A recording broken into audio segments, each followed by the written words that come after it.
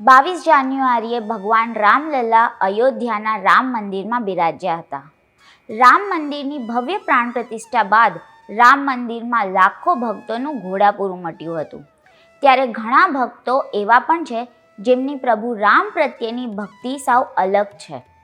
આવી જ ભક્તિ ઝારખંડની એક મહિલાએ દર્શાવી હતી, જેમણે છેલ્લા 30 વર્ષથી મૌન વ્રત રાખ્યું હતું અને 22 જાન્યુઆરીએ પ્રાણ પ્રતિષ્ઠા બાદ તેમણે પોતાનું મૌન વ્રત ખોલ્યું હતું. ધનબાદની રહેવાસી 85 વર્ષની સરસ્વતી દેવીએ વિવાદિત માળખું તૂટી પડ્યા બાદ એવી પ્રતિજ્ઞા લીધી હતી કે જ્યાં સુધી ભગવાન રામ મંદિરમાં બિરાજશે નહીં ત્યાં સુધી તેઓ કોઈ પણ સંજોગોમાં એક પણ શબ્દ નહીં બોલે.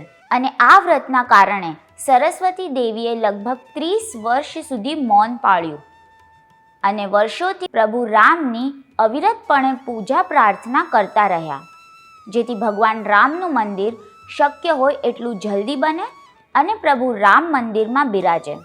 સરસ્વતી દેવીને પણ અયોધ્યા આવવાનું આમંત્રણ મળ્યું હતું.